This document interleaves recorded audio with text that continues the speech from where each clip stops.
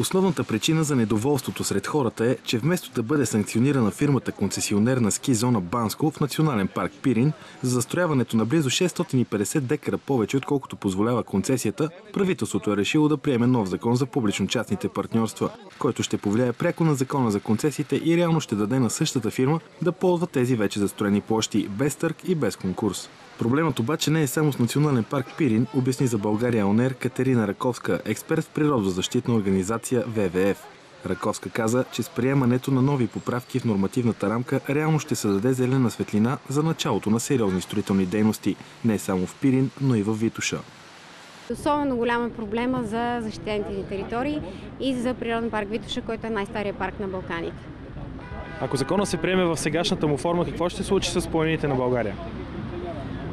Ако закона се приеме така, както са предложени поправките, това ще означава една скрита приватизация на Витоша и скрита промяна в режима на защита на парка.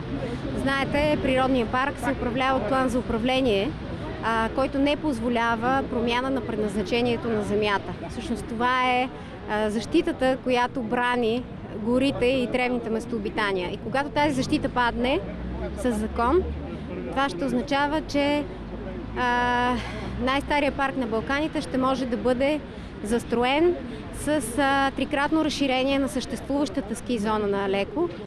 Експертът обясни, че специално в национален парк Витоша е постигнат баланс между туризма, зимните спортове и природата и ако бъде дадена възможността за ново строителство, този баланс ще се наруши, а оттам и екоравновесието в района.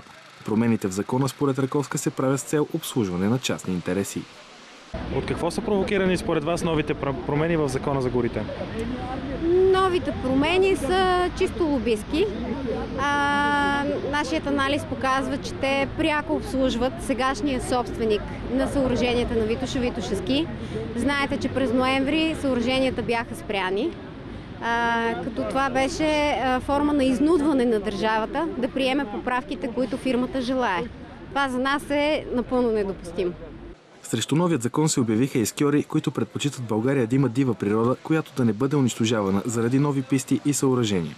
Въпреки че сте скиор, вие всъщност в случая не предпочитате да се изграждат нови писти на Витоша, а по-скоро да се възобновят старите и да се запази природата. Да, точно така. Имаме много курорти, които са всъщност недоразвити, изградени и може там да се вложат пари и да се направят много. Примерно, ето сега бях на Картала, бях в малки курорти са, да, но пистата е хубава, но там нямат примерно съоръжения или достатъчно пари за обработка на пистите. Предложенията на протестиращите бяха именно такива. Парите на инвеститорите да бъдат насочени към рехабилитация на вече съществуващата инфраструктура, вместо да бъдат унищожавани нови горски площи.